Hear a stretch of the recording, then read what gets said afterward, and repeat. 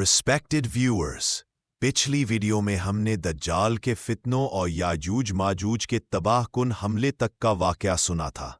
हमने देखा कि याजूज माजूज पूरी दुनिया में खून रेजी करते हैं, पानी पी जाते हैं और तबाही इंतहा को पहुंच जाती है। लेकिन अब सवाल ये है, इस तबाही के बाद ज़मीन पर क्या होता है? क्या इंसानियत हमेशा के लिए फना हो जाती है? क्या क़यामत फ़ौरन आ जाती है?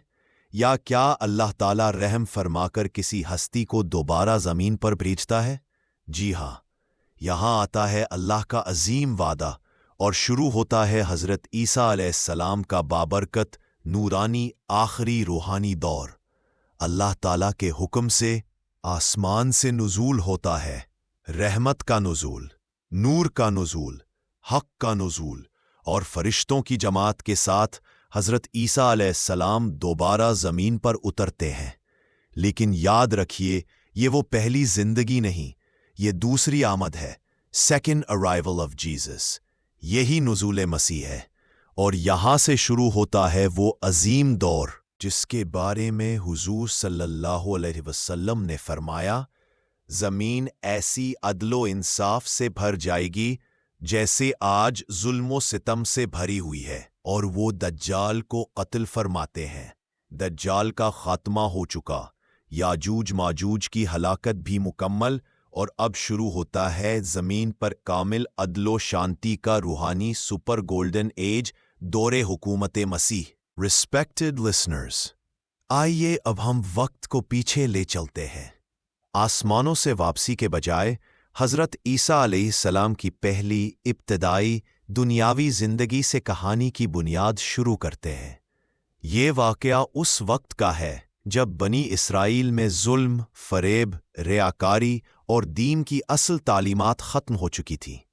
अल्लाह की किताब को बदल दिया गया, शरीयत को खेल बना दिया गया, मज़हब को तिजारत, हुक्मरानी और दुनियावी ताकत का ज़रिया बना लिया गया था। इसी अंधेरे में अल्लाह ताला ने फैसला फरमाया कि अपने बंदों के लिए एक नूर भेजा जाए, एक मेहरबान रूहानी मसीहा जो दिलों को जिंदा करे, ना कि सिर्फ जिस्मों को। तब चुन लिया गया हज़रत मरियम अलैहिस्सलाम को, एक पाकीज़ा इबादत गुजार अल्लाह की नेक बंदी, जिन्हें अल्लाह ने कुरान में सैयदा निसाइल आलमीन कहा और जिन्हें हर फितना, हर मर्द, हर गुनाह से महफूज रखा गया। और यही वो मकाम था जहां हज़रत जिब्राईल अलैहिस्सलाम तशरीफ़ लाए और बग़ैर किसी बाप के अल्लाह के हुक्म से हज़रत ईसा अलैहिस्सलाम की मौजिज़ाती तख्लीक हुई। नाज़रीन, ये सिर्फ विलादत नहीं थी, ये दुनिया के लिए एक ऐलान था कि अल्लाह जब चाहे कायदे कानून तोड़कर भी अपनी कुदरत दिखा सकता है। और सुनिए, पैदाइश के फ़ौरन बाद हज़रत ईसा अलैहिस्सलाम ने माँ की गोद में बोलकर अपनी नबूवत का ऐलान किया। कुरान कहता है, तर्जुमा, मैं अल्लाह का बंदा हूं, इसने मुझे किताब दी और मुझे नबी बनाया। इस लम्हे बनी इसराइल पर हुज्जत पूरी हो गई। ये ऐसे नबी की आमद थी जो खड़े नहीं, गोद में बोलते थे और अल्लाह की तौहीद का ऐलान करते थे। हज़रत ईसा अलैहिस्सलाम अब बचपन से लड़कपन में पहुंच चुके हैं और ये वो वक्त है जब अल्लाह ताला ने उन्हें खुली नबूवत अता फरमा दी। ये वो दौर था जब बनी इसराइल के दिल मुर्दा हो चुके थे। वो शरीयत को समझते नहीं थे, सिर्फ अल्फाज को पढ़ते थे। दीन उनके लिए रूहानी इलाज नहीं, बल्कि सियासत, ताकत और तिजारत का जरिया बन चुका था। इसी माहौल में हज़रत ईसा अलैहिस्सलाम ने मौजिज़ात के जरिए दिलों को जिंदा करना शुरू किया। कुरान पाक में अल्लाह ताला ने फरमाया, मैं अंधों को बीनाई देता हूँ, कोढ़ियों को शिफा देता हूँ और अल्लाह के हुक्म से मुर्दों को जिंदा करता हूँ। नाज़रीन, गौर करें, ये शिफा सिर्फ जिस्म की नहीं थी, रूह की भी थी। हज़रत ईसा अलैहिस्सलाम सिर्फ तिब्बी डॉक्टर नहीं, बल्कि रूहानी मसीहा थे। आहिस्ता आहिस्ता अल्लाह ने हज़रत ईसा अलैहिस्सलाम को हवारीन अता फरमाए। वो बहुत ज़्यादा तादाद नहीं थे, लेकिन ईमान में पहाड़ों से ज़्यादा मजबूत थे। उनमें से हर एक हज़रत ईसा अलैहिस्सलाम के सिर्फ पैरोकार नहीं, बल्कि खालिस मददगार थे।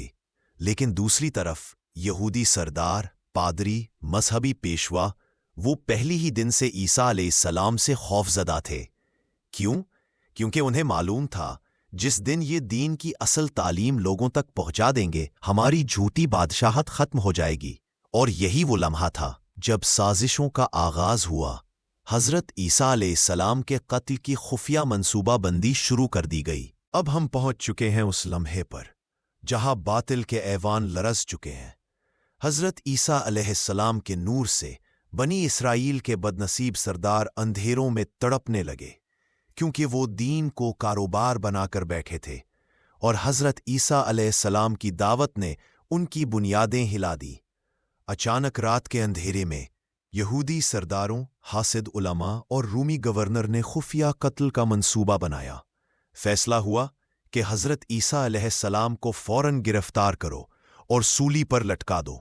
जी हाँ, वो सूली का वाकया जिसे आज भी ईसाई याद करते हैं। मगर हकीकत क्या है? इस हकीकत को कुरान ने सिर्फ एक आयत में हमेशा हमेशा के लिए वाज़े फरमा दिया।